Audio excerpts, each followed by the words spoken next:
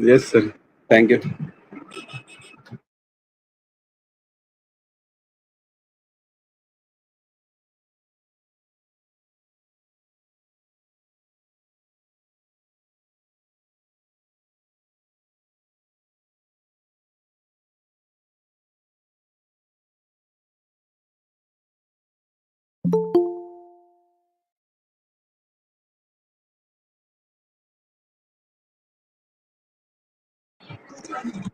Yes, sir.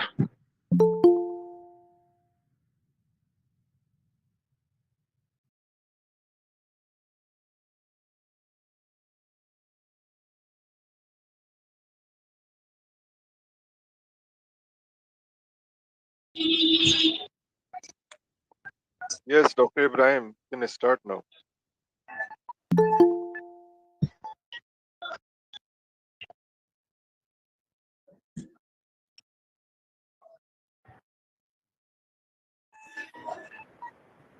Okay, so today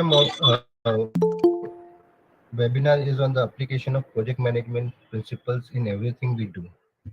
Basically, this project management applies to every field of engineering.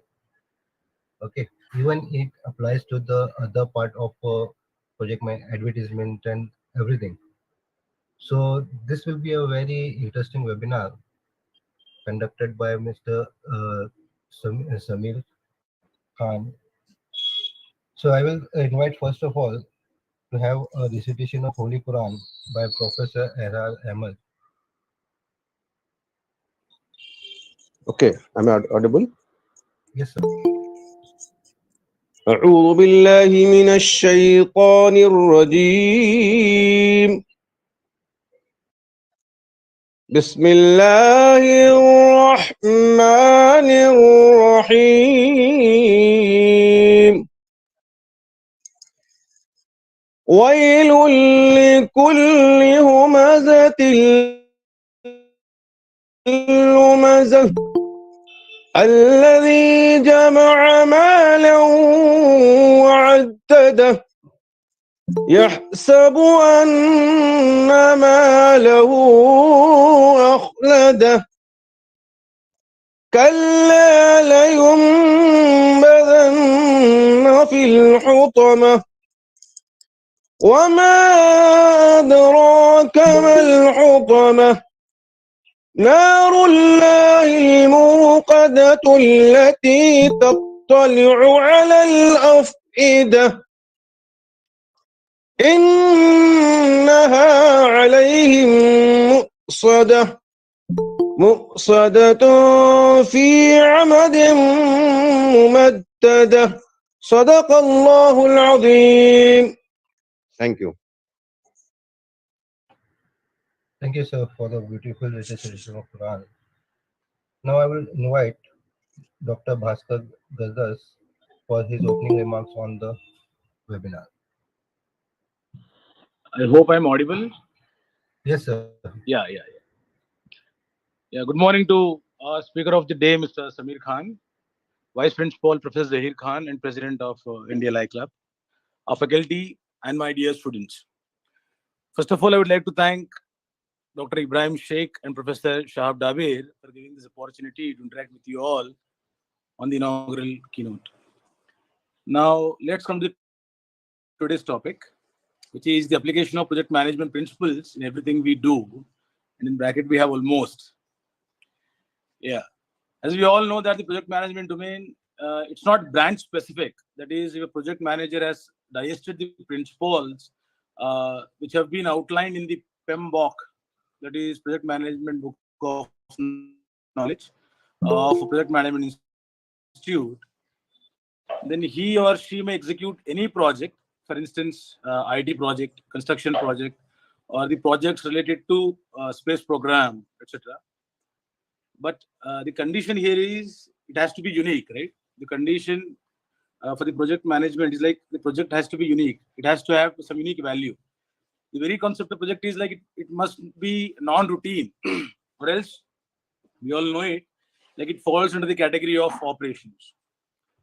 Now, the idea of today's event is how we can apply the principles of project management in in whatever activity or assignment we take, the assignment need not be a project. As the little, as the title implies, anything we do, that literally means anything we take up. How to finish that thing in time, and that too meeting all the expectations of the stakeholders without compromising on the quality and managing the resources proficiently. Basically, how efficiently and effectively we can manage the task assigned to us by employing the concepts of project management we are going to understand today. With this, I wish to close my note. Thank you all and have a happy learning session with our beloved friend, Mr. Samir Khan. Over to Asdullah, sir. Thank you. Thank you, sir. Now I would like to invite this resource person, Mr. Samir Khan, and share his knowledge to our audience. Yes, sir. Sorry. Ibrahim, sir, for the introductory for his resource person.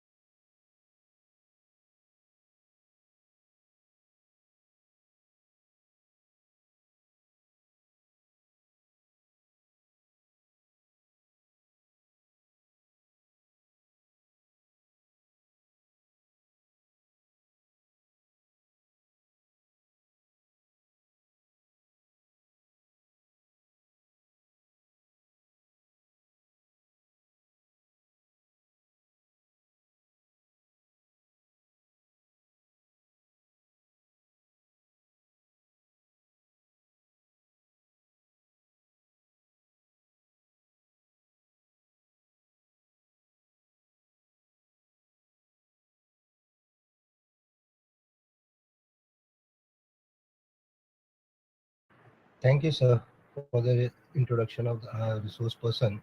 Yes, definitely we remember him as a very good person and very helping nature. So I would like to invite now a resource person, Mr. Samir Khan, to share his knowledge.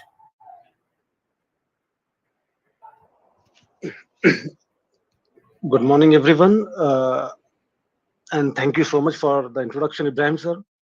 And thank you, the NDLI team, specifically the president, Zahir Khan Saab, for having me here. And of course, Dr. Bhaskar for exactly summarizing what I'm about to discuss with you people. And Ibrahim sir, how should I share the screen? Like, will you please help me out with this?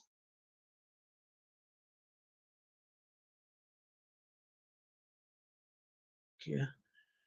Is the presentation visible? Okay, okay. No, sir, visible. Visible. Okay, okay. Let me-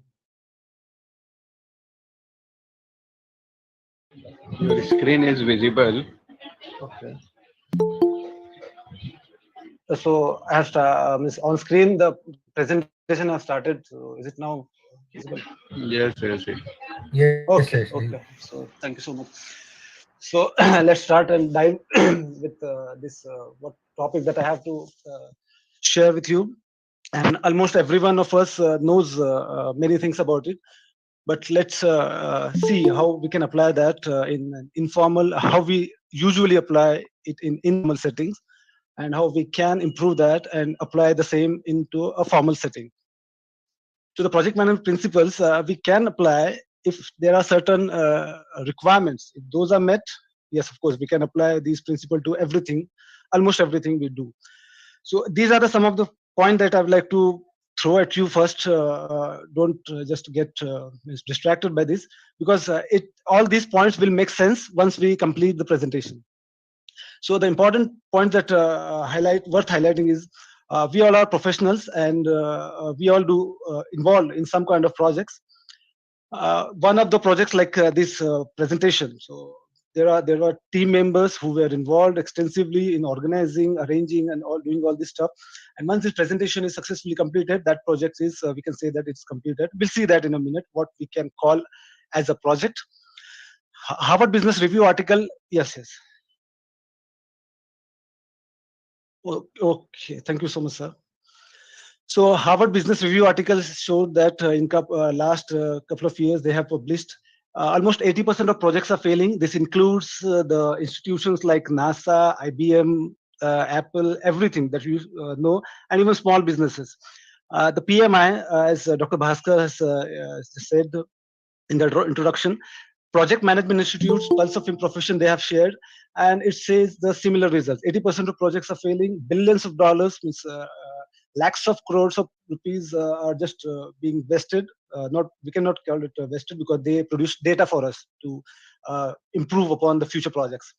And every company now and then is shifting their strategy to project environment, because you know what the feel of in our like government offices that we get is that they are inefficient. It's a general feeling, not any particular thing.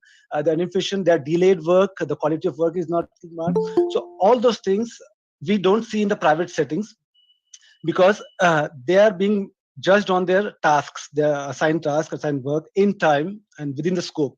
That's what the key focus that we'll be having in the session. Then there is a PMP certified project managers. They get around 30 to 40% more salaries than non-PMPs. That again we'll touch upon in short. There are other methodologies that are being used extensively, specifically in software development settings, agile and hybrid methodologies. There are some few addition. If you make in addition to the project management setting, you will become a product manager. They are almost similar, but some slightly differences are there. Then the main core of this presentation that I would like to present to you is whatever we do on the low level, those are the same principles that people are using at the higher level. Like whatever we do in our studies or in our projects, small projects that we use in our everyday life, or combined with group settings. Those are the exactly same project that ISRO is doing, NASA is doing, IBM is doing, Google is doing. Everything same. Principles are exactly same. But yes, of course, it affects the people personally only. Like if some person is playing some sports, but if he gets the chance to play at international level, he'll play the same sports in the same way that he used to play. But the things are changing. So there he has some other challenges. not at the sports level, on the personal level, or on the how to he can manage that level or in international settings. So those things are highlighted in this whole present. So this is the core that I would like to present to you. And one important thing, even if you don't know what the scope creep is now, but just remember, the major reason, almost 40% of the 80% failed projects are failed just because of scope creep that we'll see. So let's start with actual the thing that we understand even after reading. There is a project and there is a management. So first, let's understand what is the project, and then we'll see what is the management. Then we can rush through the project management things.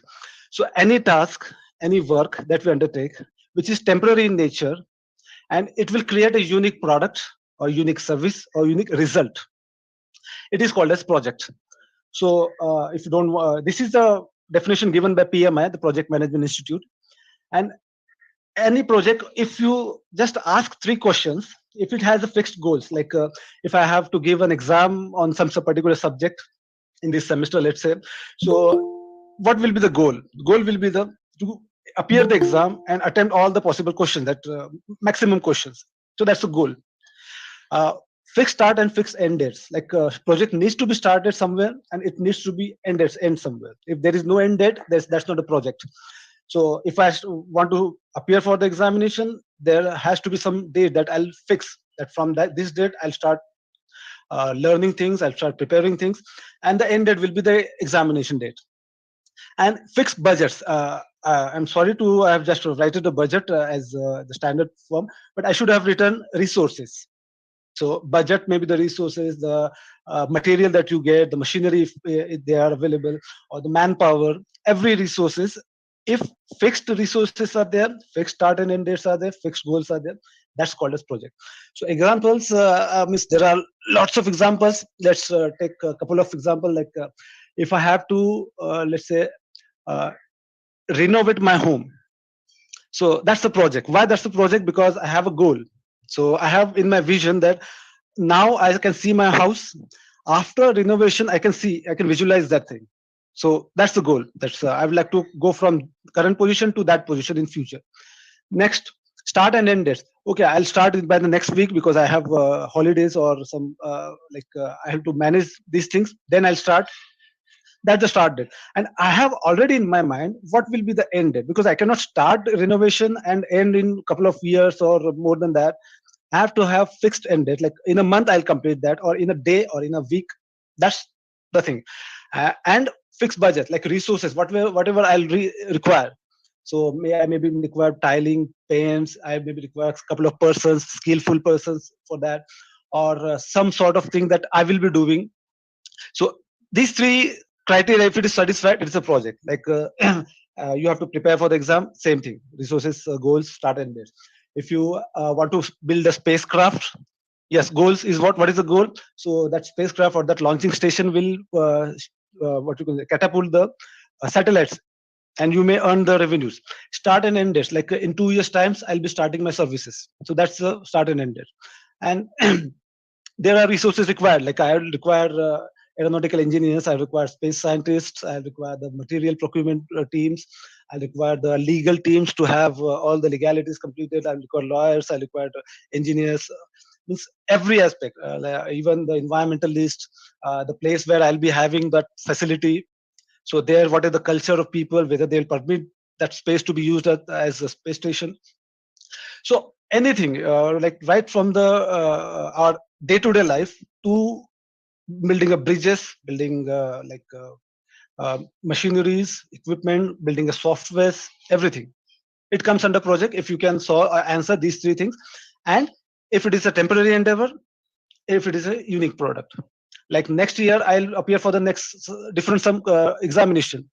Project will be similar, but the end result will be different. I'll be getting marks or I'll be getting passing grade in some different subject. So it should be a unique, as even the Dr. Bhaskar has pointed out.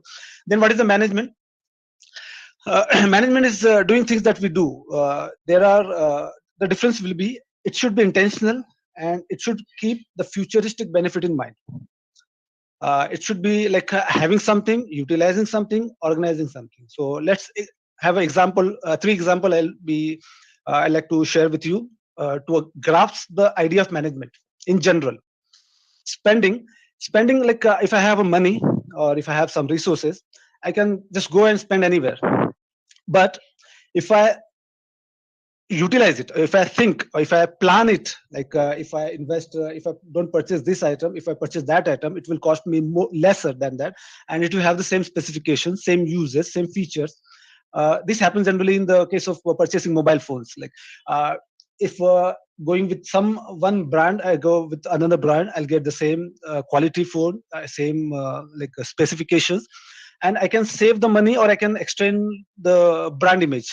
So those decisions, if you are taking the decisions, if you are organizing those things, if you are thinking and doing, acting, so this is the spending becomes management. So this becomes financial management for personal management, personal financial management. If the same thing is done at the company level or the corporate level, those are called as corporate management, corporate financial management. So they will be thinking that whether we need to purchase this machinery or not, whether we need to have in-house manufacturing or we should just purchase the raw material. So those decisions, if taken intentionally and keeping the future of benefits in mind, those are called as management. Then eating. If I want to eat anything, I'll just go and eat. That's not a management. If I think that if I should consume it, whether it will add to my weight, whether it will be having problem in the future, or it will be beneficial to the future. If I'm doing those decisions and after thoroughly analyzing the things and then intentionally I want to make that and I will do that, those are called as management. So this becomes your health management. So similarly for learning also, you can manage from where you are learning, from whom you are learning, how you are learning. If you take this decision and then you learn, it becomes learning management. So this is called management. Intentional. It should be intentional. It should keep future as a view or insight. So these two, project and management, if you combine, it becomes project management. There are micro view. If you go deep into the life of the people, so you can get these kind of projects like learning some subject, purchasing phone, arranging a tour with friends, taking or making online course. If you want to take some course to learn something, yeah, that's a project. You can finish it in time. You can finish it with better grades. You can think that how you will be utilizing that in your daily life. Or if you are having command over any subject, you want other people to be benefited, so you can make an online course that also becomes a project for you as an individual. You can have always other people involved based on their skill and requirement.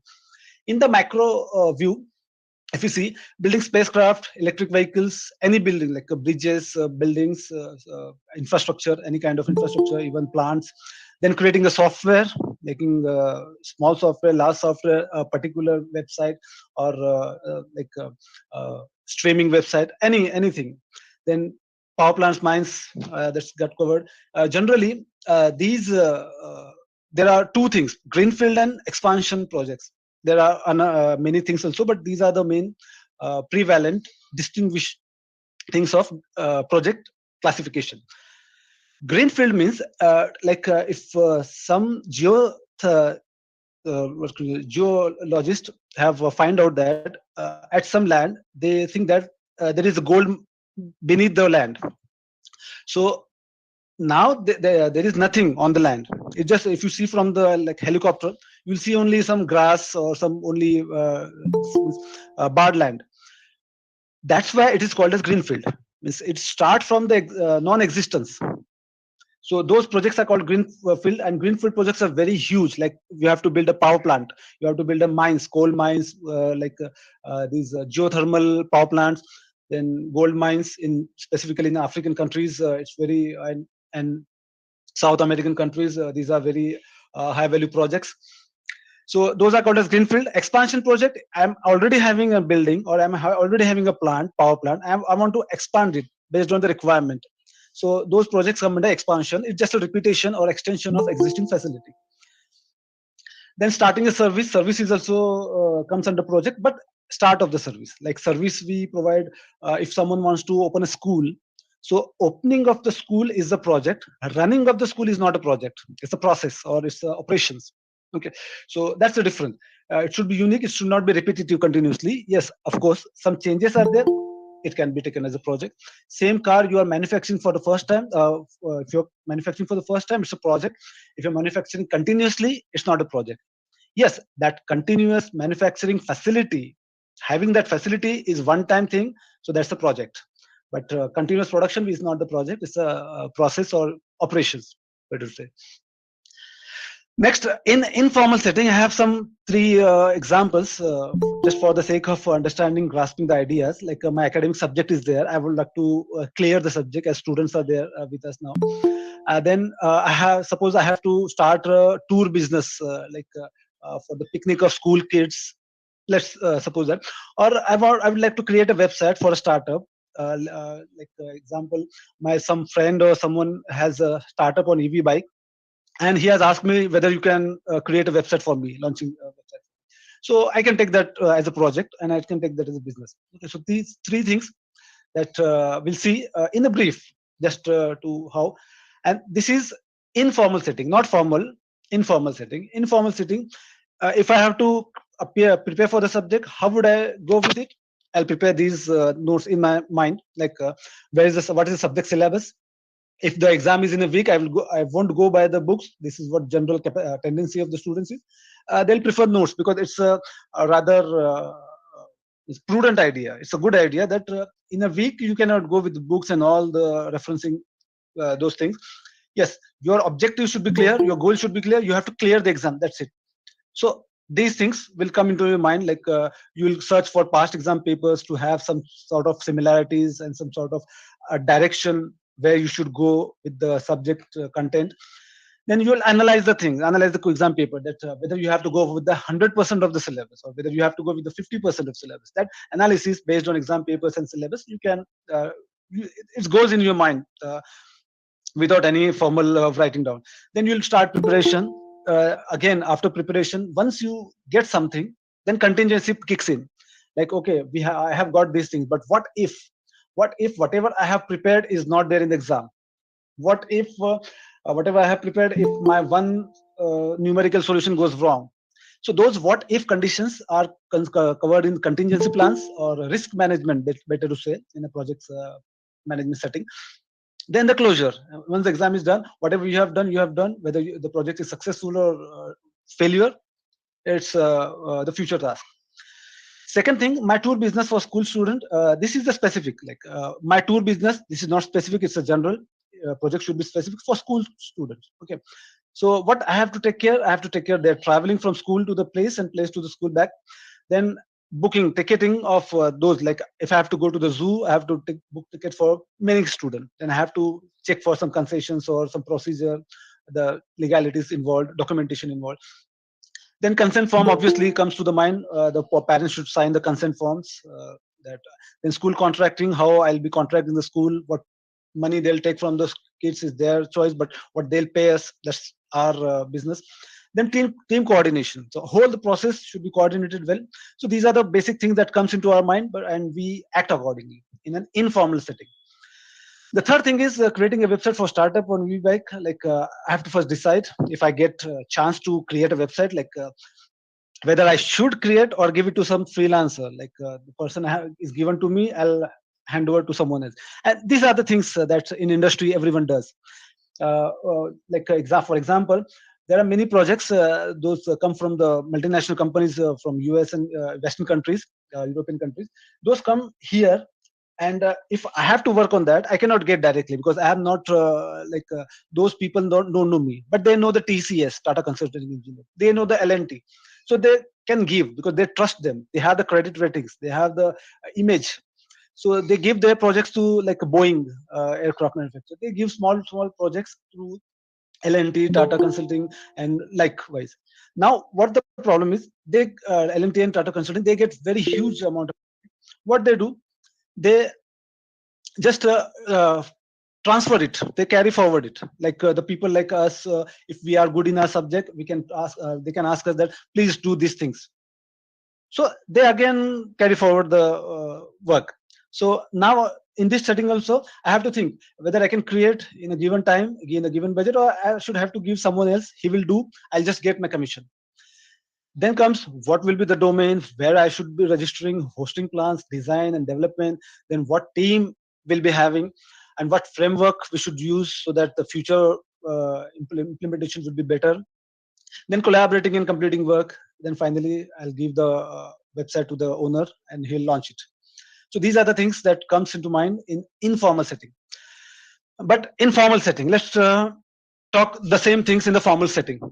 But the problem is we don't know what the formal setting is. So I'll divert my some direction. We'll learn something about formal setting in the project management. Then we'll come back to these three projects, and then it's completed. Okay. So let's see what are the formal settings that project management have to offer us. Now, in a formal setting, every project has these 5 phases. It starts with initiation, it ends on closure. Then there are initiation is there, planning is there, execution is there, monitoring, control, closure. Okay, and generally these are used in traditional PM, as I have highlighted in the this right down corner. These are for traditional project management, also known as waterfall. What is this? We'll see at the end of this completion. What are these waterfall? What is agile? What is lean? All right. So remember 5. If you can have these 5 done in any project setting, right from your day-to-day activity to the very high-end projects, multi-billion-dollar projects, it's a complete project planning, project management setting. Okay, formal. And even the PMI, the Project Management Institute, offers these same things. And once you complete their examination, once you complete their assessment, you'll be a professional project management professional. That's what they assign you, and they test you based on these 5 criteria only. That's clear. Okay, so let's those have Project Management Institute has defined these knowledge areas. If you're a project manager, you should know these things. Or if you want to do a project and assign someone else as a project manager, you should know these things. Like integration, where the project will be integrated, where it will be deployed. Then scope. Scope means what deliverables I have to do. What is my scope? Like if I have to do something, okay. If I have to enroll for engineering degree, what scope for me is there? Like for me, the scope will be attending lectures, attending practicals, completing assignments in time, giving the exam, and passing the thing. Apart from that, if suppose I say that I don't want to participate in extracurricular activities, no problem, I'll still get a degree. That's the optional scope. And that's what we have to focus on. Like first, scope should be defined clearly. Like many, like not 40% or more than 40% of the projects, those are failed due to scope discrepancy only. Like initially we think that okay, this much should be the project. Then afterward, once we have progress, the scope changes. Client says, okay, you have done this much, please add these things, please add this thing, please add this feature, that feature. So whole project gets lost, and the direction is something else only, and final product will be totally different. It's a total failure. So scope is one of the most important thing. Even I have highlighted that into as a scope creep, that we'll see. Then time. If you cannot do in time, that project is failure. So 3 things are important: scope, time, and the quality, or budget, the resources. Then cost. Okay, because everything requires cost, and here we are talking the project management, even in the individual setting or in the corporate setting, everything is for benefit. Ultimately, it boils down to the monetary benefits, the revenues. Then quality of product or project. Human resources, how you are managing the team, how they are interacting among themselves. It is one of the more important thing. I have developed dedicated 2 slides for human resources. Communication is also, if there is no communication, there is no work progression. That's a thing, because we are dependent on each other. Like a person, there is an engineer who can make things for us. Okay, there is a accountant who can check for the financial, whether we can budget it or not. Then the risk management. Risk manager, nowadays it's compulsory to have a risk manager on board right from the start, because many risks that we don't consider. Like the example for that will be, if I have to have a factory, let's say, for lithium-ion battery. Okay, what will be the risk? So if I have planning for a business in the lithium-ion battery or any other of that sort batteries system, the large battery that we are using currently, so my factory should run at least for 20 years, because that much infrastructure I cannot go have for 2 to 3 years. So for 20 years, But what the risk involved is, if in 5 years those graphene batteries, if those get developed, so I'm totally out of business in 3 or 5 years. The day these graphene batteries become commercially viable, the whole my factory and my whole business, my whole industry goes out of the way. So that's the risk, one of the risks. Then there are legal risks, there are natural risks, there are overrun risks. All the risks are there, and we'll see one slide is there for what kind of risks you should consider. Then procurement, where you get the material, raw material, if it's in national level, international level, how those procurement will be done, what are the laws that you have to, strict norms you have to follow. And then lastly, stakeholders. Stakeholder is every person, every organization, every institute that's get affected if something happens to the project. If project is successful, every person or every individual or every institution that's get benefited. Those are stakeholders. If project is failure, these will get harmed. Now, project life cycle has two general way, right from the start to finish. See, the first very slow start, then a quick momentum is there, then slow finish is there. Okay, and if you see the second thing, very slow start, very slow. At the end of the completion, it's very fast. If you see this and if you want to apply it somewhere, like every faculty members are there, students are there. So for students, near exam, we are running here in this phase. Right, when the semester starts, we are very slow. We don't even have any kind of progression, and the moment it approaches, the exams approaches, it becomes very fast. So in very small amount of time, we do very large amount of work. So that B part, and 100% is a totally abrupt elimination of the project, termination of the project. Exam is done, you cannot do anything beyond that. It's even if you have some planning and some resources available, it's done. Like you are an event manager and you are planning for someone's marriage. On the marriage day, everything is done. Like it's abruptly terminated. Likewise, if you want to organize an event of launch of some product, those comes under this. But if you are having construction projects, so even if you finish the project, some small works still remains there. So you have to have a touch up, then slow finish. So these two only are prevalent in the industry or in the every project setting that we have.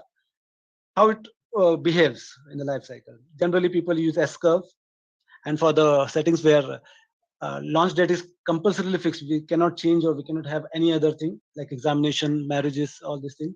It's second curve. Now, for the first phase, let me show you one more thing. Initiation, planning, execution, monitoring, control, and closure. Initiation is starting, planning is we plan what we do. Execution, let's solve this or let's do this work. Then while doing those things, we have to monitor and control. And once it is completed, it's automatic closure. So let's talk about initiation, project initiation. This is one template that I have highlighted. It's a good one and a simple one. So whenever you have to start a project or your company wants to start a project, companies deal with many projects at the same time. So what they do, they just prepare an initiation template. Like what is the project? What is the purpose? When we say that project is completed, what are the benefits that we get? Then who are available? What are the resources available? So everything is just overview, not in detail. Okay, just an overview of those. Then if you have multiple projects in hand and you have to select one project, so this is what called as selection of a project. Like company wants to invest in 3 different products they are having. Okay, so based on the selection criteria, they will decide, because every organization has a limited resources, limited people, limited time, so they cannot go with each and every idea that they get. Okay, and even like ISRO, NASA, this Google, they have lots of product continuously in process. So they have to decide based on the benefits that future gives them. And selection is done in 2 major criteria, like non-numeric selection. These are called as qualitative. There is no numbers assigned, and numeric selection. So we can get the new numbers, like these are the benefits, like this much benefit we get. So let's see a brief for these non-numeric and numeric. So in non-numeric, we have 3 broad categories, like sacred cow. Sacred cow, as the name implies, is like some politician is there and he says, my dream is to make a school in my village. Okay, even though only 10 students are there. So that's called a sacred cow. no evaluation is there, like whether that school or that project will be benefited to the community, whether that school or school any project will be useful in the after completion. So no numerical or no logical, not logical, no rational arrangement is made. There are many projects like people start charitable funds for these things. So they have in mind, they have decided, or their fathers or their ancestors have decided, okay, this is the way we'll operate, and that's fixed. We cannot go and tell them that, okay, you are running what you can say, project in loss, or this is not the way you should run. Okay, it's there. So these all projects are called as sacred cow. Then operating and competitive necessity, like these projects, if company or organization fails, they are out of the market. Like the case of Nokia, if you remember. So operating and competitive necessity was that they should shift to the smartphones, Android make, and they didn't. So those projects, if they do, because Nokia is such a big and huge organization at that time, and they have their analysts, they have their business leaders, they have their all the minds available, but still they were failed to recognize this because they were using, or they have selected some different projects to work on. So it's a totally selection of projects that they just lost the race in the market. Those projects come under operating competitive necessity, even if it seems unviable, even if it seems what you can say, a lost deal, you have to go for it. These are comes under operating competitive. We cannot go and say that, okay, you are having very good business, why you are going to some other niche market, like why anybody can go and ask Nokia that why you should go to the smartphone industry, because you are already industry leader. But that time rationality just fails you. So those comes under these things, operating and competitive necessity. Then comparative benefit model, if some car manufacturers launches a car with some GPS, extraordinary GPS, I have to do that. So those comes under comparative benefit. People will compare the benefits. If some mobile phone company launches with two cameras, okay, I'll give 3 cameras. So these are decisions, even though it's not required, even though it won't add much to the revenue. Okay, for the benefit of comparative this, you have to do that. So those comes under comparative. These are all projects that are non-numeric in nature, qualitative in nature. Next comes the numeric selection. There are important things like payback period. Okay, because whatever we invest, we should get back. We don't just give it something for nothing. We should get back everything. Even if you're giving something out and you are not receiving, it's a totally bad deal. So let's see how the companies evaluate these things. So simple payback period is there. Then discounted payback. What's discounted? We'll see in a minute. Discounted payback period make use of net present value concept. Yeah. Then internal rate of return and profitability index. A simple example we'll see, because it's not what we intend here, but let's see. For example, sorry, it comes discounted payback. First we have to go. Let's see. For 2,000 crore of building a road, let's say some road or some metro project, it requires 2,000 crore rupees, all inclusive, till the operational functionality. And 200 crore per annum is what toll is collection, or the metro, the revenue generated, and 100 crore for maintenance and all the staff salary is gone, all included, the taxes and all. Then you say that per annually, per annum, we get 100 crores as a benefit. Okay, reward. So upfront we have to invest 2,000 crores, or the company is saying that we will invest 2,000 crores, and every year we'll get 100 crores. Okay, so company will say that how many years we can take, it will take for us to recover the whole project cost. So if you do the basic maths, it will take around 20 years, right? So for 20 years we have to wait till we get the amount that we have invested upfront in the start of the project. Then we can ask the government to will invest. You don't have to provide any funding. We'll invest, but you have to give us the control over toll or control over the operation of metro line for 25 years. Because if I get it for 20 years, it's totally wasted for me. I won't get anything. Whatever I invest, I get that. And corporations are running for benefits, revenue profits. They are not running for break even. This is called as break even. Like we don't get profit, we don't get lost.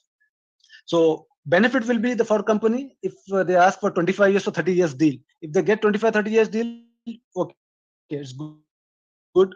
What benefit the government gets? They get to get the metro line established. They get employment there, and the life of the people, everyday life of the people gets they get more comfort. This is called as payback period. Now come to let's discuss somewhat about discounted payback period of net present value. If I ask you, like, for 100 rupees, whatever the utility or whatever resources I'm getting for 100 rupees, same I cannot get in 2 years time or 5 years time. Okay, so like I'm getting some 5 things now for 100 rupees. After 2 years, I'll get only 4 things. So in one, for example, if I have to go specific, uh, 5 years back, we could have gotten 1.5 liter or 1.2 liter of petrol. Okay, now we won't get that because there is inflation going on. So if I say that if I'm giving someone 2,000 crore, and if I'm getting back after 20 years, it's of no use for me because I won't be able to purchase the same thing in 20 years time. Value of money is degrades every day. The inflation is there, every other factors are there, the valuation of currency is there. So if I'm getting it the deal for 20 years, it's not break even, it's lost to me. So that factor, if considered by me, if I say that every year 6% of inflation is there, 6% the prices are rising, the costs are rising, so I have to consider that. And after considering that, if I say that after, let's say, 24 years, I'll be break even, I'll get whatever I have invested. So it's not 20, it's actually discounted payback is more than 20. I apologize for this mistake here. It shows less than 20 for discounted payback. It's more than 20, as we say. Then again, that what companies do, they cover these losses or these the valuation in real time. They increase the toll, they increase the fare of this metro line. So they play in both ways. So company and corporation, they have all the settings done, and whatever things happen, like the major risk in this thing is if I'm building a new road and it is a tolled road and people stop using it, then it's totally lost business for me. Government will not take any responsibility for that because they have given me for 30 years or 25 years based on the deal. So those risks needs to be evaluated. So all there is to there. Now internal rate of return is people generally, if they have money, what they think is if I keep it in banks, I'll get 4.5% or 3% of interest every month or every year. So it will get that much thing. So what share markets or what these investment bankers or what these mutual funds they do, they ask us to invest in their companies or their mutual fund. They say that we'll give you 7% of return. Okay, even though it's a risk involved, some less, some more. So we'll see the better opportunity. Like for 100 rupees, if a person is going to the bank, he will getting 3 or 4 rupees per annum. If he's going to the company which is doing well, he get maybe 15 rupees per 100 rupees. And there are some corporations which give 20% of return every year. So that decision where I should invest my money based on the internal rate of return, how return I'm getting my money every year. So if we see those thing, simple payback period for 2,000 crore I'm paying upfront, 200 crore per annum collection, 100 rupee, 100 crore maintenance, 100 crore is what benefit I'm getting. So for 20 years I'm getting, if net present value effects are not considered, I'm getting 5% of return. So it's good. It's not good actually. At least around 8 to 10% of what what you can say, a profitable deal is called. But if we consider NPV, it is even less than that. So this project is not good. We should not go for it. This is the decisions. These are the decisions taken by the corporate. These are the decisions taken by the project authorities or project finance lenders, and they do these numerical selection. Of course, their documentation is very huge, up to 1,000 pages, 2,000 pages. They have all the graphs, all the data presented. But at the core of that, these are the only calculations available. Nothing more, nothing less. So if you understand this, you have to add on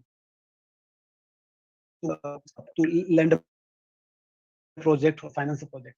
Now, in brief, I have shown what are the categories the project comes: derivative project, platform project, breakthrough R&D project. Derivative, you know that derive something. Like I have already a machine running for something, I'll add something to it, and that's a derivative project. Like so this for car manufacturer, there is a production line going on. I add some new feature. That's it. So those are derivative projects. Add means extra things. Platform projects are similar to the derivative projects. Those change in like example, like Maruti Suzuki plant is there. They have all the system arrangement. If they want to launch a new model, what they do, because all the other structure is same, all like tires, the gears, the brakes, all these remain same. Only some sort of additional capacity or additional feature, additional luxury, additional look or safety features. If they add or change these things, this become new model of the car. Same thing is happening to the mobile phone. Like if I have a 64 GB mobile phone, if a company wants to add to the in the same space, so 120 GB, it's become platform project. But they already have a platform for doing all these things. They just change the specifications. Then breakthrough projects. Breakthrough projects comes when some totally different things happens in the system. Like electric vehicles, those are breakthrough projects. Like they disrupt the industry. And there are R&D projects. R&D projects are such projects. If you see the failure rate, most of the these are almost failures, because in R&D you don't have fixed timelines. It may come you plan for a year. It may come finish in a month, or it may take 10 years. So depending on, you have to adjust the scope continuously. You have to realign the schedule. You have to realign the fundings, all these things. These are four generalized category. Even if I do something in my day-to-day life, I'll see like what I can do. Like if I have to, let's say, make an online course, so it's R&D for me because I have never done that thing. But people have done those things, so I can take benefit of them, and I know what to do. Then if I, let's say, I'm doing a courses, okay, I have to add one course on the some platform, then it will become second one option, like platform course. I already have one, I'm just changing it. Derivative projects, I'm already having one course, same course, I'm changing something, some features. I'm adding some, like last year it was some different numbers in the market. Now the numbers have changed. I'll add those numbers into the course. Same thing. So this is how the projects you can align, you can identify. Then initial the project initiation. After selection of the project is done, the project plan is done. Not project plan, initiation plan. Then you have to prepare a charter. Everyone does this. This charter is the like a big picture of the project, what you do. It's a vision statement, literally transferred into the mission statement. And if this is completed, then management is sure that, okay, we are going to do this, we are getting this, and once we are getting these things, we say that the project is completed. So this is called a charter. The project name, business problem, the team, if it is identified, the team number should be written. Otherwise, if team is not identified, they just write down the stakeholders. Then what is the scope of the project? What are the success metrics? What are the assumptions that we have done? This is the example of one case that I got directly. Here the customer service was problem. Some phone companies having replying to the customer. The problem project goals here. If you see the project goals, reduction of repeat incident by 80%, decrease in incident resolution time by 30%. Means somebody is calling for help, and the customer, the call center people are unable to respond to them. So customer has to repeat the calls. That's one problem. Then another problem is even after repeating the calls, they are not getting the resolution. So this is the problem was there. Then project was defined, and objective. See the goals. If you see the goals, it's fixed. It's not we have to repeat we have to reduce the repeated incident. If you write it like this, it's not measurable. These all the criteria should be smart. They should be specific. They should be measurable. How to measure? Like if you say that I have reduced it by 10%, or I have reduced it by 80%. So how will you evaluate that? So that numbers, that timing should be there. Then project scope. In scope is technical support for North America. Okay, that's only we have to focus on. Out of scope, any other things. And milestone deliverables, this is the approximate deliverable from management side. This is one example. You can have your own writings. Then comes the project manager. Once the management decides, okay, these are the projects we should do. We should go away with this. These are the things. Then they decide who will be the project manager? And now the thing is, we think that if I have a project, if suppose the company has a software project to develop some new software, okay, and I'm not a software engineer, I'm a mechanical engineer or civil engineer. So should I be project manager? Literally speaking, it's irrelevant of my expertise as a specific domain expert. I have to only know what project management practices are, how this flow is done. That's it. How to handle the team. Those know who's know already. Like if I have to, let's say, if suppose I would like to have a phone, so I don't go and research how to make phones, how to this manufacture. There are people who are doing it. I just have to purchase the phone. If I have to do a course online, okay, make a course online, so I don't have to go and develop a software which will accommodate. I have video recording softwares, I have presentation softwares, I have all the content available, so I have to use them. So even if I don't know anything about software, I can use softwares very very effective way. Like every F1 racer, he's a best racer. Those are the best racers. They don't know that which screw is going where, what transmission failure is there. Okay, some basic things they know. And even if you happen to see the best drivers don't know anything about the driving cars. So that's what the project manager is. He drives. A pilot cannot repair the plane. Just remember that, okay? But pilots should be flying in a what you can say organized way, in a predefined way. That's it. That's what is required. So you are a pilot, you are a driver as a project manager, and you don't have to know anything about this. You just have to drive them. They will do the work. If you know, if you see, search for yourself, NASA's every project. So even the first project that we'll say, I happen to read somewhere that first project which used actual project management process, actual project management formal process they used, was the Manhattan project of USA, that Hiroshima atomic bomb building facility, Manhattan project. There Mr. Oppenheimer was there, who was the project manager. He was the physicist but didn't know anything about those nuclear scientists, nuclear physics. He didn't know about nuclear physics. What he was knowing, how to handle the thing. Under his team, there were Nobel laureates, Nobel Prize winners. They were better than him in every aspect. But he drive them very intelligently, you say, or very efficiently, and he made them work. And it was the first time. There is nothing like okay, he has done it, he has experience of it. Now he should be doing it. It's the first time. So what you should have is experience of handling similar project. If it is there, if new projects is there, you cannot have. You have to set the trend.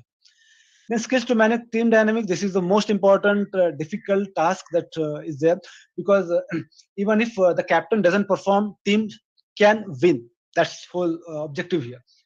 What captain has to facilitate. He should be facilitator. He should be communicator. He should be organizer. Even if he's not the performer, he can be a best captain. We know the examples, okay, the best captains in the past who were not the best performers, and we know the people even in the cricket, football, whatever industry you sports industry you say, those were the best performers in the industry, but they couldn't be performed well as a captain or the leader or the project manager for that sake, if we say. Team dynamics, they should have good communication skills, they have multifaceted personality, and if for the professional career, if you want to see, PMP certification will add value. It will add another 30 to 40% of your salary and respect. You will do the same thing with PMP certification, 30% more. Without PMP certification, base value. That's what it does. Now, first thing is completed. Don't worry, it took very long for the initiation. We started with initiation plan, then we saw how selection is done for the non-numeric and numeric projects. Then what are the life cycle, and all the other processes are very short because we have understood many things already. Now, planning. When the project manager gets the detailed project charter in his hand, his work starts. What first thing he does? He does the action plan. Okay, whatever deliverables was mentioned in the project charter, he has this sheet, okay, multi sheets, and he hand out this sheet to different section or different department of different team members. Like if I have to make a software website for some launch, EV launch, What I'll do, I'll get this sheet, I'll give it to one to coder, I'll give it one to the designer, how it should be beautifully looking. Then I'll hand over to some registration person who will register, who will do the bank transaction, all these things. These are the things. And I'll ask them, write down the details of the task you want to do. Like designer will say that I'll have a login page, or I'll have this page where our products will be shown. I'll have a video separate here. So whatever task they want to perform, they have to write it down. Tasks, what they require to, what they need to do this task. Then when they can start. Like a coder cannot say that, coder can say that who is developing it, unless I get the design, what should I code or what should I develop? So those are dependent activities. So that dependency is written here. Then estimated time duration and assigned to whom. So this is how the action plan is done. And these tasks are very important. You have to break down the task. You should not just write that, okay, I'll have a login page. No, not like that. You have to detail it, like login page. What are the login methodologies? Like whether I have to have login ID and password, or login ID and OTP, or any other way. So those detailed tasks, who will do that? What looks it should be having? Then whether any other transaction is required for login, or just remove the login page just for the launch. So all these decisions, they have to have tasks, detailed tasks. Okay. Then those tasks are project manager. What he does, he takes for tasks from location, facilities, entertainment, session, traffic. This is just an example. Then he prepares this work breakdown structure. This is the work of the project manager. And according to me, I have worked in many projects. Even I have taught this project management subject. This is the only thing that is very fancy, that is very entertaining, that is very, like, you see everything at once, and you know everything is in control. So this is the most important thing. If you ask me about the project management, if you can write better work breakdown structure, your chances of successful project delivery is almost more than 90% to 100%. Almost means those are external factors that you didn't consider. Only will affect you, not anything else. Then all these tasks are converted into these activities that you see. These are these two are same thing, exactly same thing. Here we have in a tabular form, like tree structure. Here we have like a more graphical way to seeing that. Now see, if here this 3 to 4 activity, if you see, it cannot be started unless this 1 to 3 is completed. So dependence is visible here. If you see here, dependence is not visible. So that's the better way to see. And these techniques were like PERT and CPM, critical path method, these were developed. If you know these things, like in many subjects we are having OR subjects is there we learn these things, and it's easy. It's not that difficult. If you just Google it, or you read some couple of pages, you understand what is this, and you can apply it straightforward. No problem with that. Then these after the, what is the next step of this? Once you have the PERT or the CPM graph, activity of graph, you should prepare the table like this. This is called as Gantt chart. The person who developed this word Gantt, Gantt. And same thing again. This section of left hand side, it is the work breakdown structure only. On right hand side, you see the picture how it will progress through the timeline. This activity, if you see this activity split task, some task will complete it, but in between you have to stop it because some other dependency is there. Then again you can continue. There are tasks which are repeated continuously, like inspection, quality inspection. Every day they have to do. So it is a recurring task. So these tasks cannot start unless these are completed. So this is what it should see. Then what you get from here is how it is processing, how it is progressing, and at what date you will end up as per planned, or as compared to the plan. This was the planning. Okay, and planning phase is one of the most important. Why it is most important? Because some people say that planning, failing to plan is planning to fail. I'll give you one case study for that. Is one company got the project in some African countries. What their product was, the pulp. They make the pulp, which is a requirement as a raw material in paper industry. We make the paper using pulp. Okay, the wood, from wood we make the pulp. From pulp we make the paper. So this company was into the making of pulp, Okay, from wood they make the pulp. For wood, what we have, we should have a forest, jungle. Okay, and now in India it's very difficult to get the forest because there are very strict regulations. In Western countries they cannot chop down the tree, but in African countries still there are no regulation. So companies, what they do, they go to some countries like this and they exploit them. So one country got the project complete, planned, and they got the order in that country. What the plan was, they have to cut the forest, the trees in the forest, and they have to bring it to the one small town which was already there. Okay. And in that town they have established the pulp making factory, and they have provided the local employment, so it was good. The only thing that they assumed, or they tried to take advantage of, is from the inside of the forest they have to bring the wood to the factory. Okay, and what they decided was, one small river type canal was there which was flowing. So their planning was just drop the woods that we are cutting into the canal. It will flow down to here, and we'll take that from here in the town. So it's an easy way, no transportation required. Just water is flowing, and while flowing, it will take our woods. Okay. Problem with that was, this was for 20 years of timeline. Okay, these were greenfield projects, so it takes those timeline normal. After 6 to 7 years, that canal got dried up, or the water level got very low. When they put the wooden block there, it just sinked, means it stayed there only. So there is no water. So that transportation totally stopped after 6 to 7 years. Now what happened is, they have to travel, they have to carry those things. There should be movement for continuous production.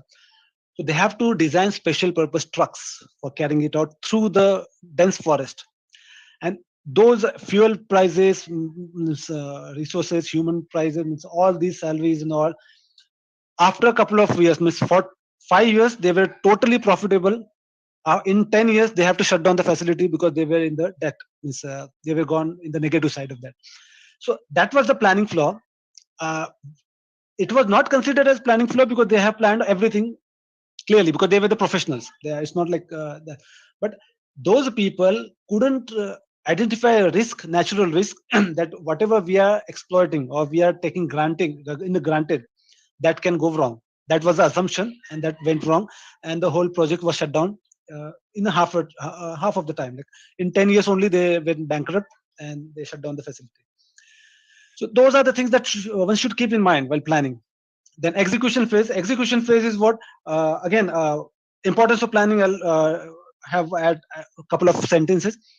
Whatever smartness you have, whatever this wise person in you is there, you use those smartness, you use that wise advices of yourself, and everything you put in the planning phase only.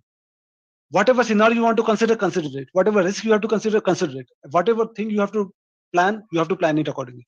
But once you plan, do not overthink it. Just do whatever is planned. Execution is just dumb person doing the things that he has asked to do, like machine. If you do that, many projects will succeed. The problem of the scope that comes in execution phase. Like we have planned for this, while execution we think no, we have to add this thing. Okay, can we have this? Can we have that? So this whole project gets sidelined, and the new direction will come up. So execution only dumb people should follow, or if you are following, make yourself dumb and then follow. That's why this in agile setting, the scrum masters are called as wise fools. The name given to them is wise fools. They are the most wise person in the project team, and they are the most fool people in the project team. Sometimes they have to just follow it. They are doing the wise thing by not doing the wise things. So execution, just do whatever things. And the important thing, see, if you have a problem with teamwork, you can have these two scenarios. In the left, it's just a cartoon, just a funny way to represent some sort of issues. That's a hypothetical. I understand. It cannot happen in the real time, but things like this happen. One joke I have heard from a friend, I would like to share with you. See, I have drawn some. Okay, pardon my drawing skills. What this shows is there is a bridge need to be made. Okay, on A part and on B part, there is a river flowing beneath it. What these town peoples from A side have decided that we'll build the half of the bridge, and on B side agreed to build the half of the bridge. They started building it, and once it is completed, both the people from A and B will get benefited. The problem with that is when they come to the nearing midpoint there was a gap. So both the people will think that okay, we have set the design things, we have all the calculations shared among ourselves, and everything was done. We know what we should be building. Okay, right. So these A people ask B town people that what show us your calculation, what went wrong. So B people said that okay, sorry, we got value of acceleration due to gravity, the G, as 10, and we took pi as 3.14. So that made this whole project suffer.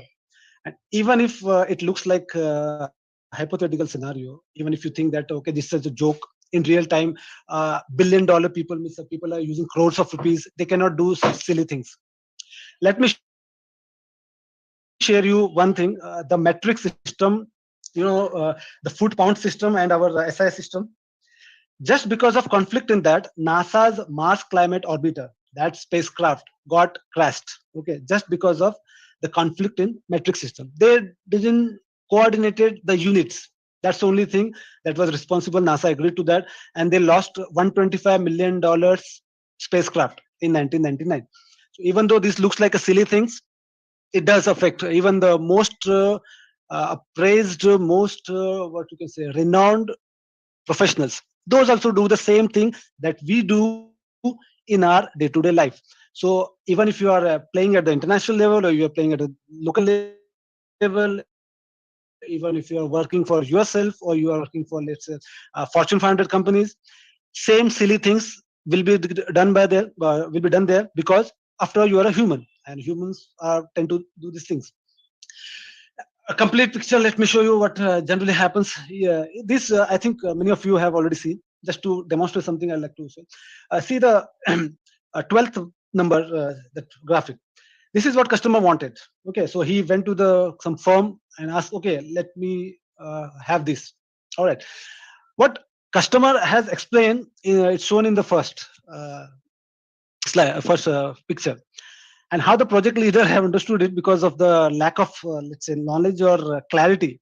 He did that, but even if he pictured that in second part, in third part there was an engineer. He knows that I cannot means that swing cannot have this wood in place, so it's better to cut that and have a support system, because he was an engineer. He know that if I don't apply support, it will fail. So he does that. Then what happens is, see, if you see ninth one, this is how customer was billed. Means this is what we charged them. And if you see 11 is the most I love the 11 part. This is how marketing people advertise. Every time we get the marketing of some product, this is what I see there. See, background is blurred, actual thing is highlighted, it's very good. And like everything else nowadays, we are seeing the name given to this thing is iSwing. Like everything is becoming it's, iPhone, iSmart, iThis, and that. Like in 20 years back, everything was Java. Like people were developing anything and naming it to something like Java this and Java that. Once I asked someone that what is the difference between Java and JavaScript, he said me the same difference that there is there in car and carpet. Okay, there is no difference, there is no similarity. Just because of that trend was Java's, so everyone was having their name initials as a Java. They have to keep like this here. This marketing team has given iSwing. It's very beautiful. People will love it. Even the customer sees it. He says, "Okay, I have asked for this, but I am getting this. Okay, wow, that's a very good thing." And what was delivered, it's how things work because of communication gap or knowledge gap, or what you say.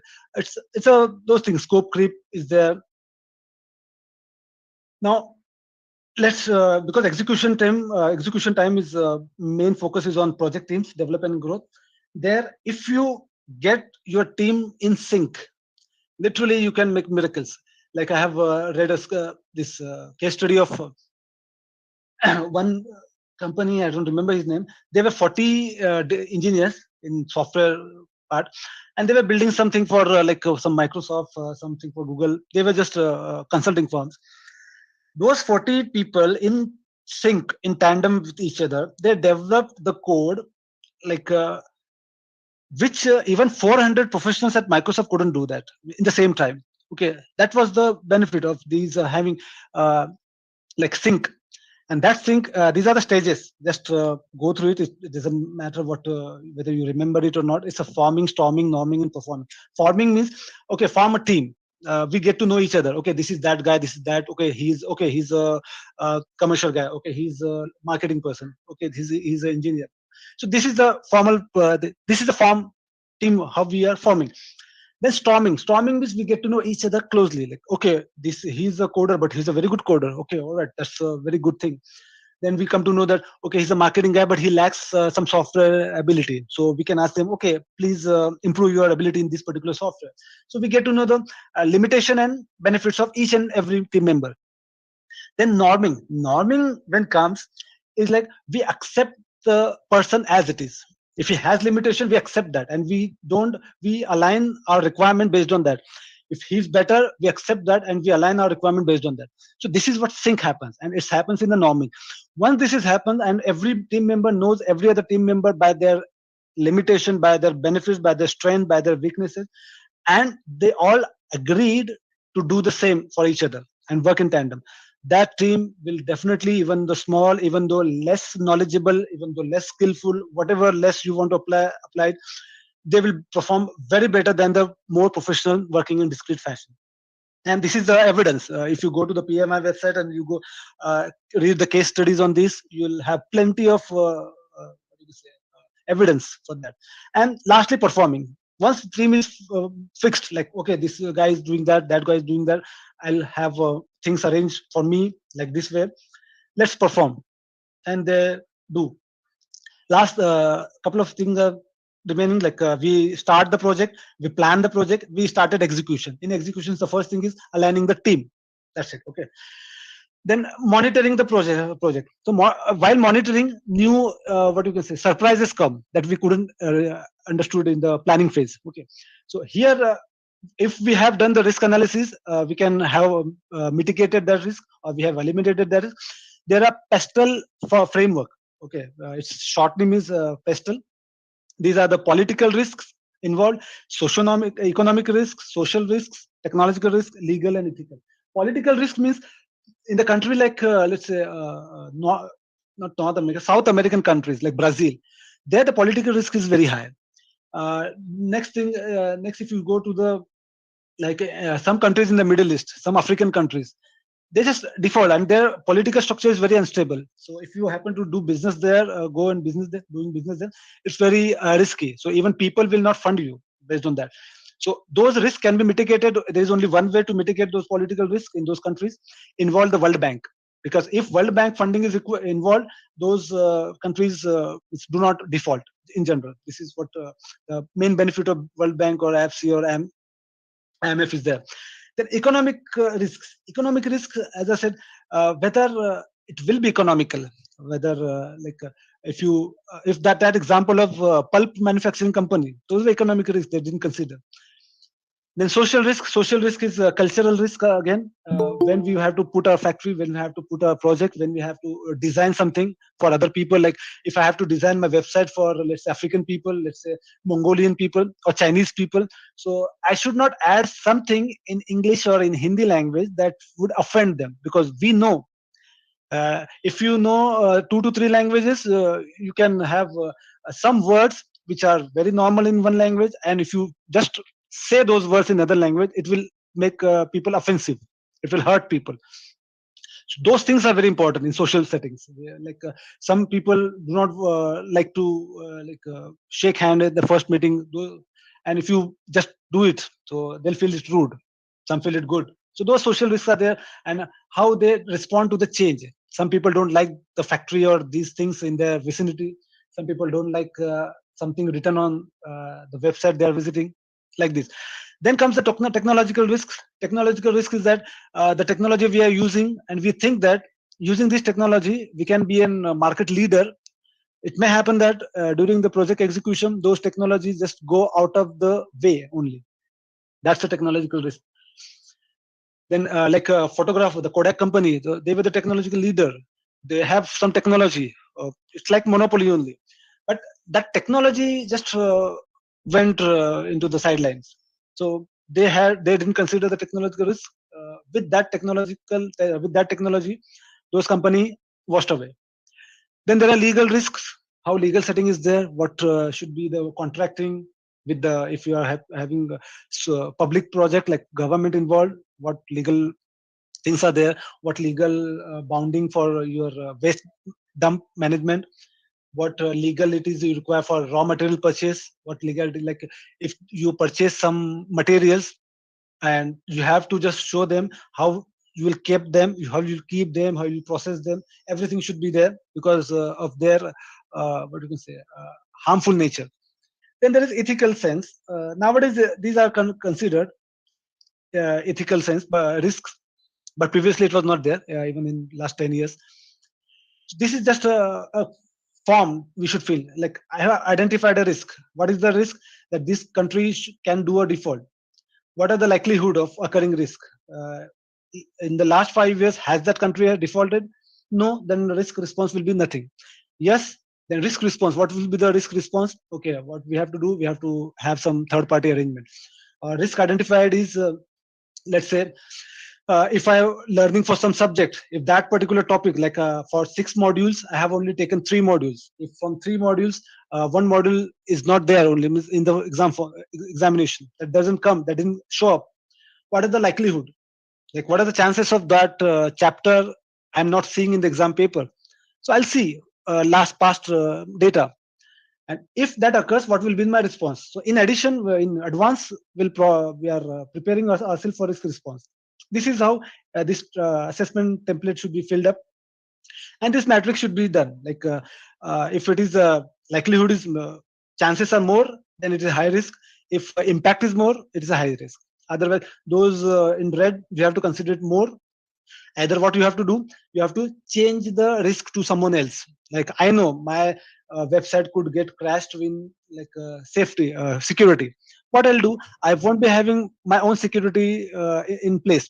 I'll hire someone, or I'll have some people who are offering it, some website which is offering security features. I'll get to them and eliminate that risk from my side. It's their risk now. They are bounded by the agreement.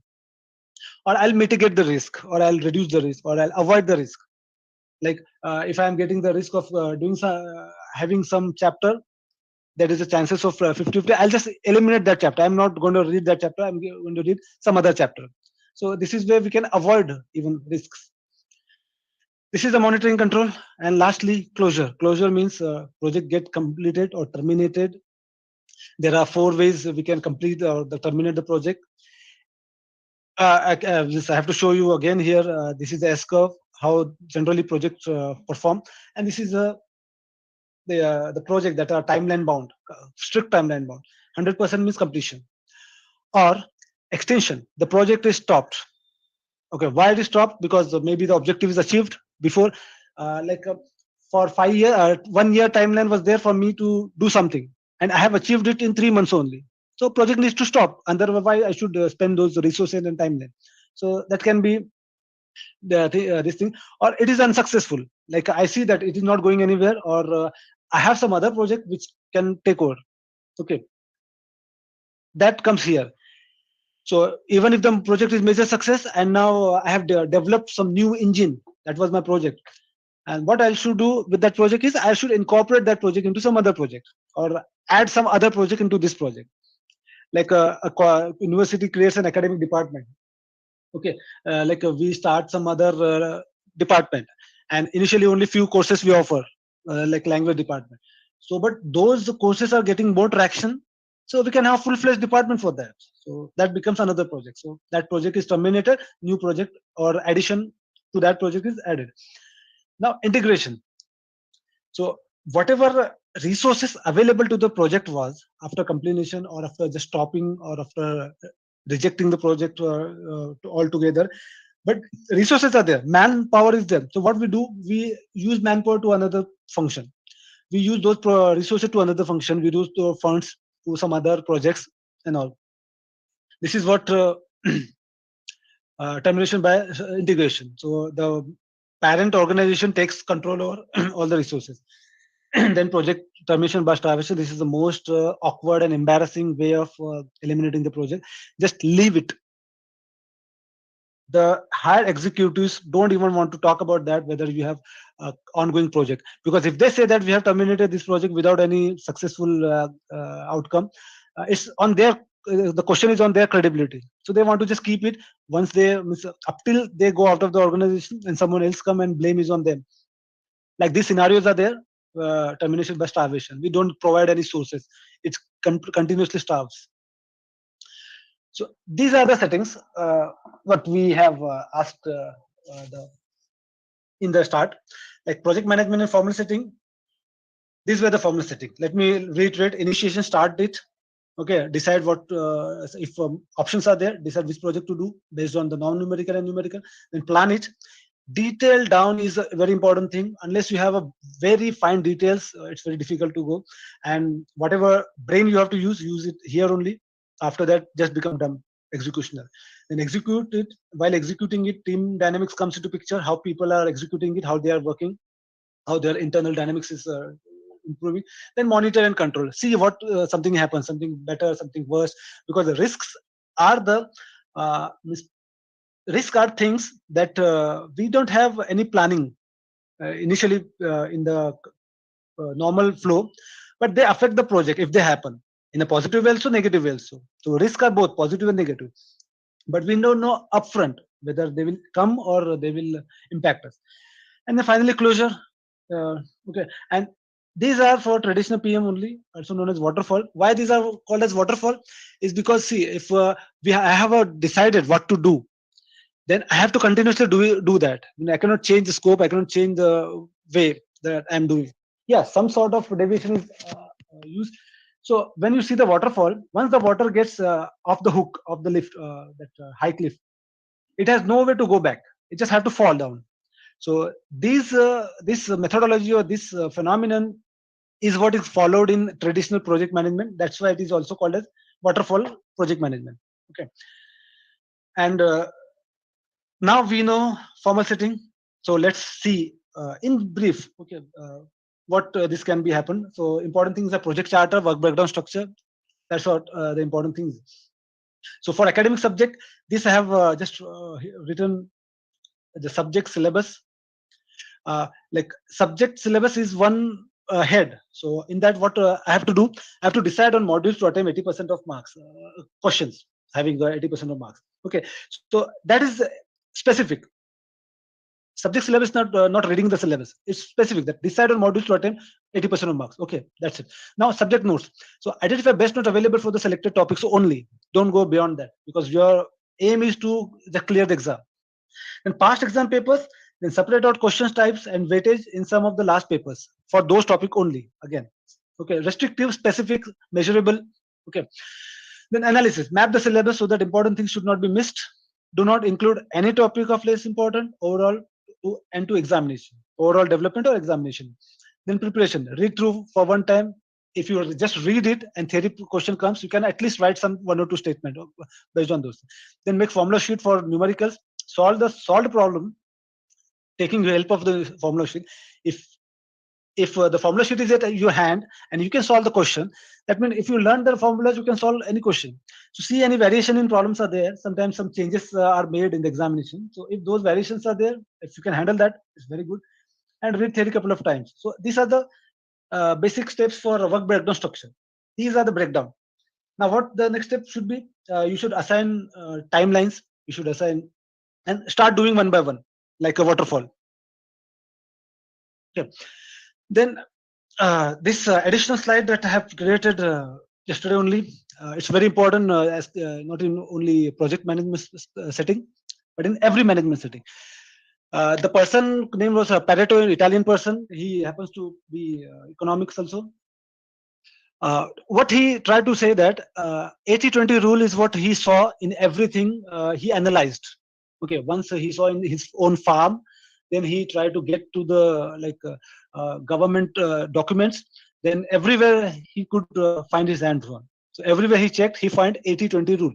What this rule says that 80% of wealth is with 20% of people only. Like 80% of land is owned by 20% of people. It's similar, like only 85 15 or 75 25 can be done, but it's similar. From even if you see from our everyday work or everyday study, that 80% of work that we do comes from 20% of time only. Okay, like in 8 hours of time, only 1 or 2 hours are there which cover the major part of our work.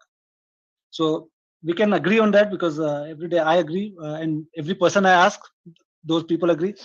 Even in diversified companies, like companies having more products, 20% products make 80% of profit. Other products are just for the sake of having portfolio. Example, if you want to verify, you can verify this. More than 70% of Google's money comes from the searches alone. Google have almost more than 100 services, different services.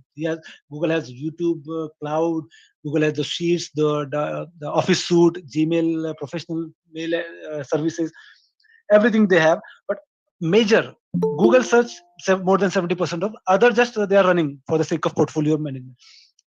Apple company gets profit almost 70% or more from iPhones alone. They have MacBooks, they have these AirPods, they have iPods, they have these iTabs. Okay. But 1 or 2 products get them there. So if you find out all your tasks, only 20% of tasks will cover your 80% of work, will give you 80% of revenue, will give you 80% of value. This is what the Pareto principle says. And till now, it's I think 200 or more than 200 years have passed from this discovery of this person. Still, in every setting, I am also finding, every people is finding the everywhere. Even in product management thing, product managers, they are using the same thing. Features. 2 features are most important. They cover all the 80% of the workload. So this is what, just a breakup I have added in academic subject. Like on modules, we have to decide that at attempting only 80% for 80% of mark, 3 hours is sufficient to decide that. Then 2 hours for which notes are beneficial. This is the way you have to do, and you have to just tick mark and do. This is a formalized, organized, professional way to do the things. Then for tour business, I have just added project charter, not the breakdown structure. Project charter will be for me if I am doing I have to start a business, and this is how everything will be done. So I'll make a project charter.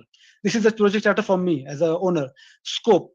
What will be the scope? Scope will be traveling, booking, consent forms, school contracting, team coordination. These are the scope covered. Okay.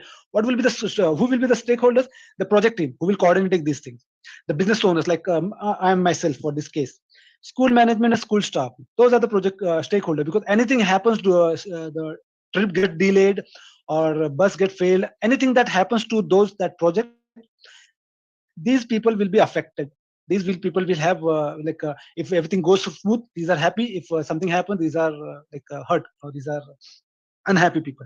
School management, students vis-a-vis parents, visiting place authorities, where we visit those authorities, all their requirements, this thing. Then project team. So what project team I should cover? Person A will be lead generator from schools, then travel coordinator, one will be there.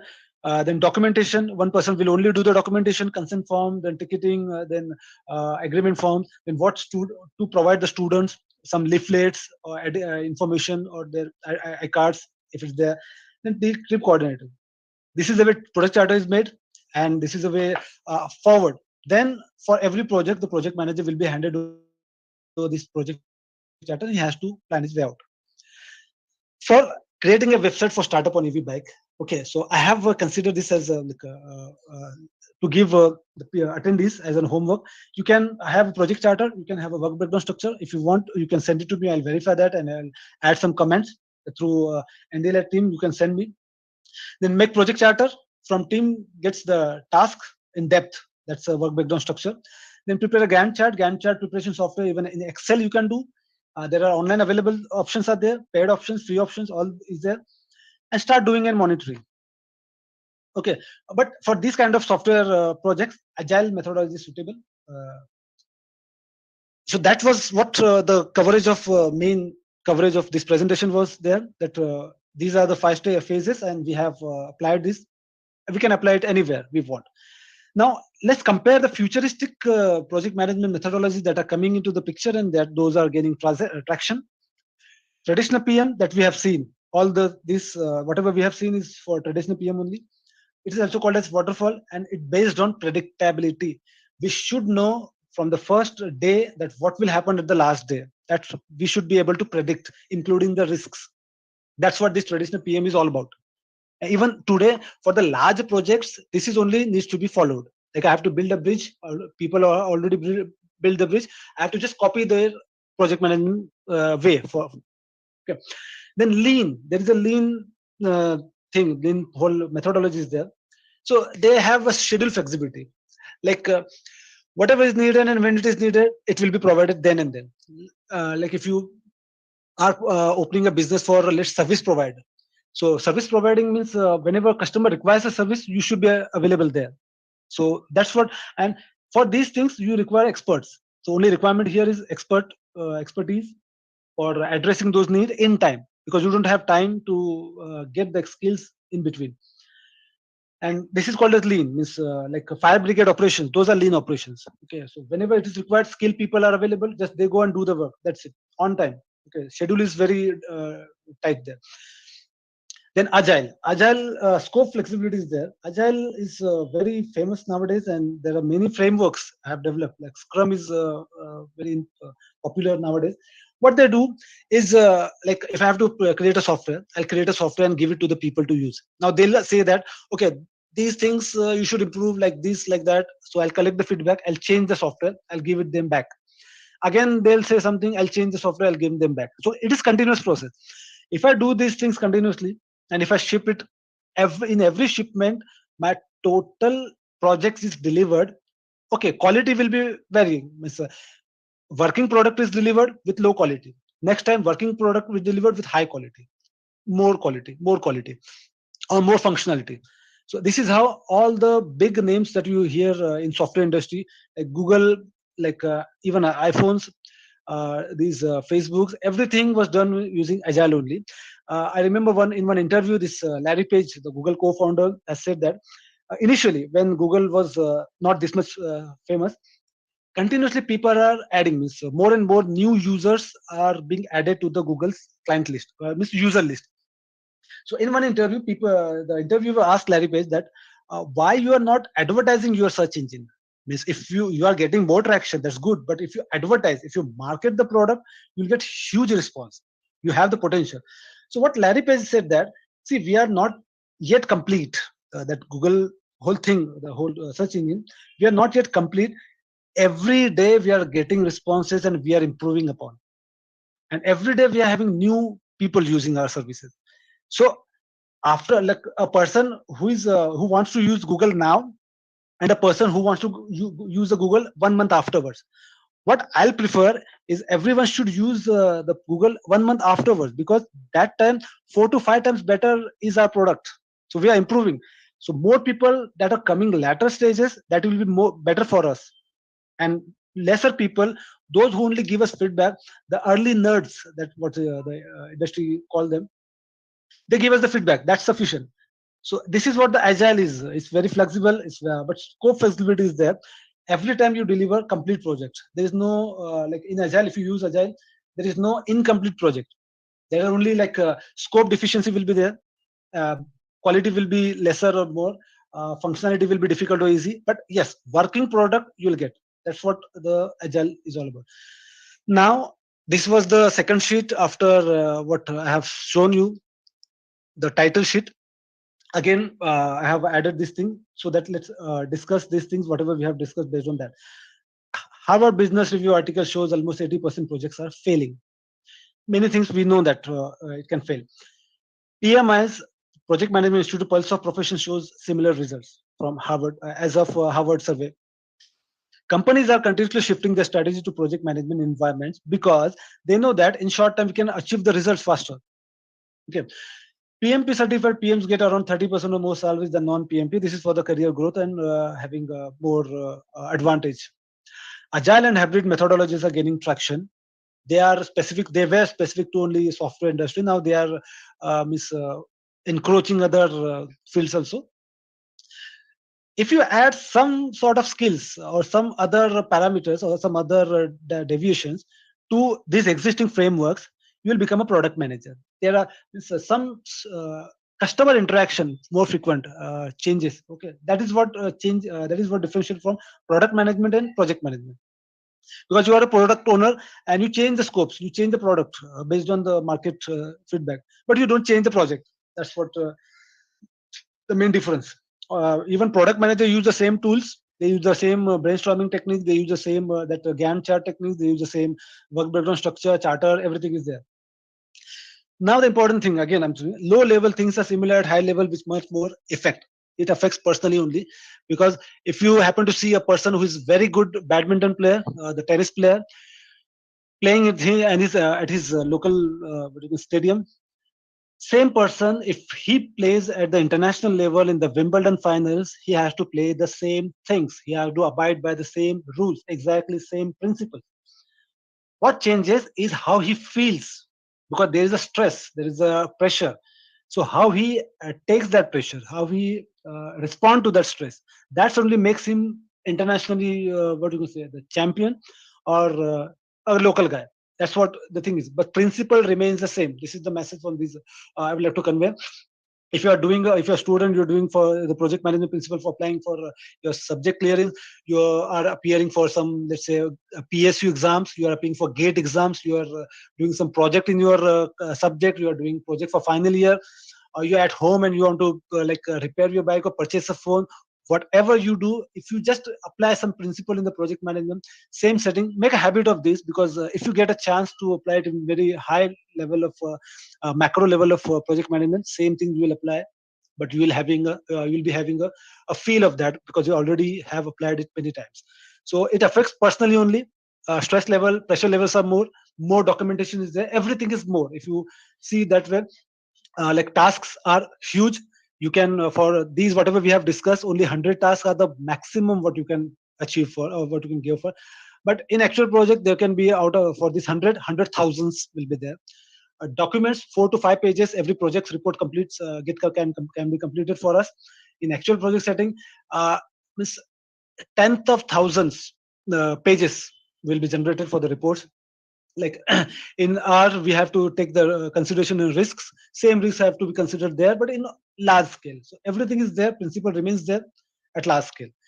And remember, major reason for projects to fail is scope creep. Whether you fail at your own level, you fail at NASA, you fail at ISRO, wherever you fail, major reason is scope creep.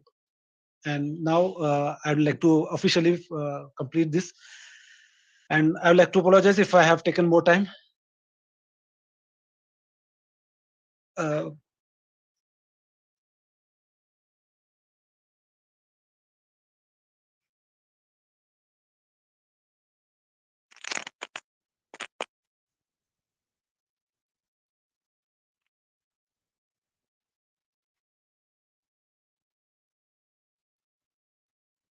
Yes, sir, sure. For that only, Miss, I was ready.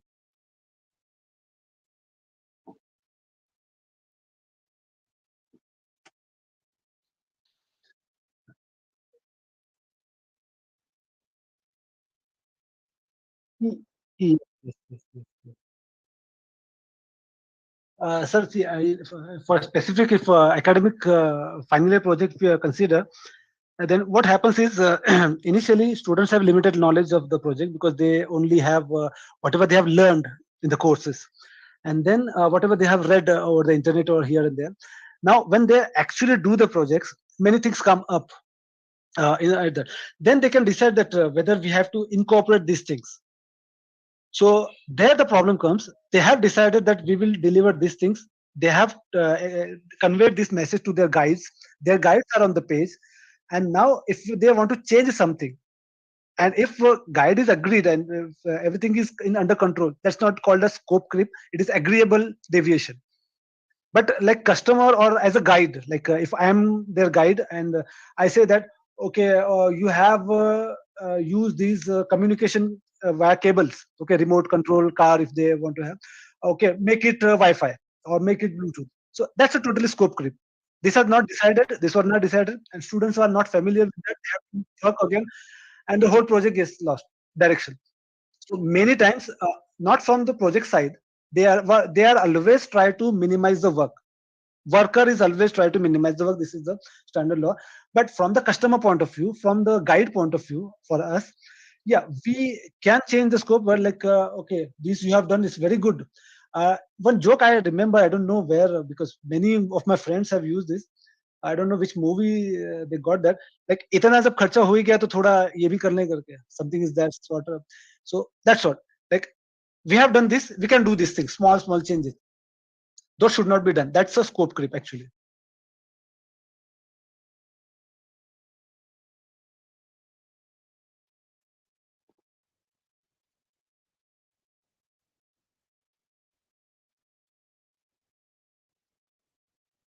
Am I audible? Yes, sir. That was wonderful presentation, Mr. Samir. Thank you so much, sir. We have covered a lot of things and we have learned very many things also. But at the last, we have given some homework. So I would comment participants to complete their assignment. So for you, I'll send my version of that project workbook structure and all. You just evaluate. Sure. And in fact, I was wondering to know the basic difference between project management and product management. But lastly, I got the clue.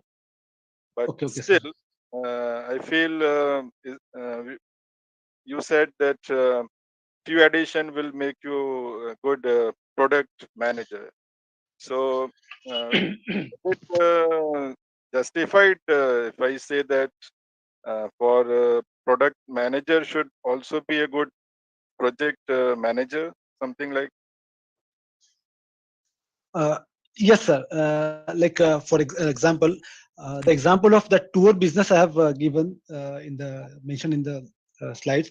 So the tour management is a product. That whole business is a business idea, and that's one product of school trip management. This is a one product.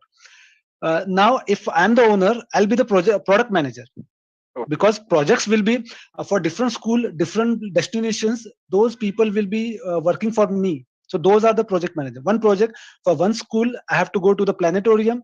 That's the one project. It's a unique, it's a temporary, and it's have fixed resources.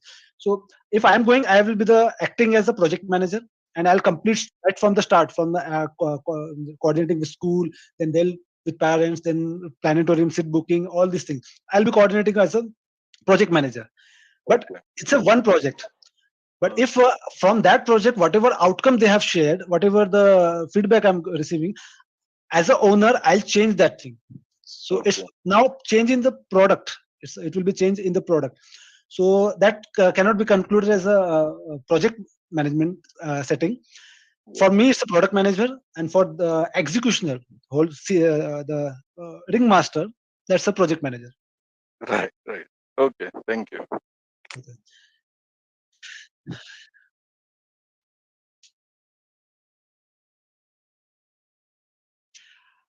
Yes, sir. So for success metrics, like if I have to like for that coursework, the examination preparation. So what I'll do, what is the success matrix is a couple of things. Like before the examination start, if I am able to complete 4 modules with this and this, that will be one outcome of my project. If I able to attempt those questions, if I able to get those marks, so these are the success criteria for me. Like these are the deliverables. And if I convert that into number, and if I make up this tabular form, so it will look like a matrix form.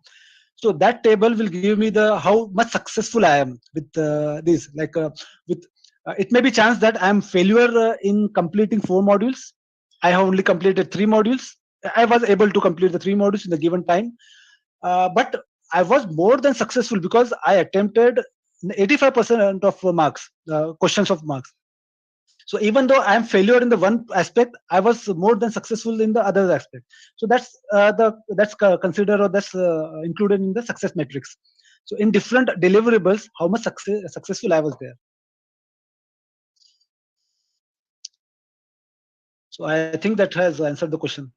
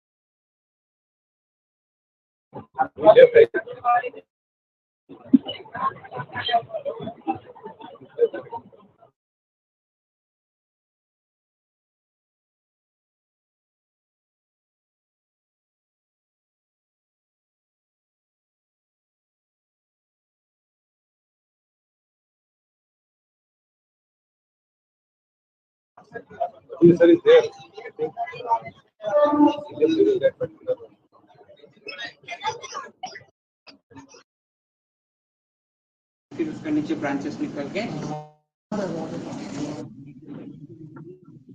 Yes, sir. Yes, sir. It has been such an honor to be a part of this wonderful webinar on application of project management principles, what we do every day. On behalf of MHSS Saboo Siddik College of Engineering and NDLI Club, I would like to extend my heartfelt gratitude to our guest, Mr. Sameer Khan, sir. Thank you very much, sir, for your very in-deep session. Thank you.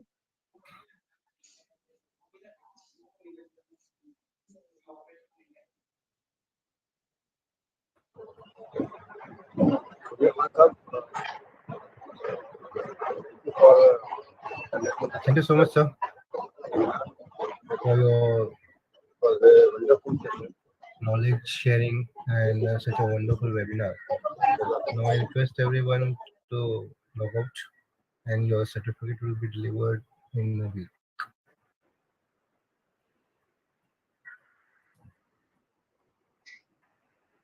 Thank you.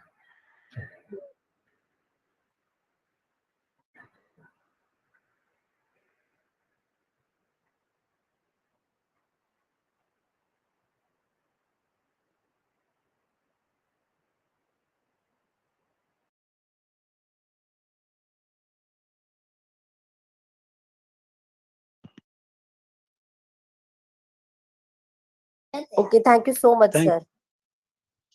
Thank you everyone for your patience.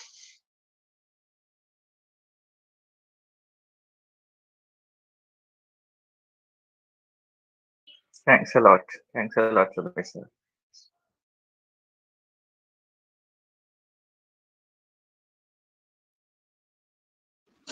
Alhamdulillah.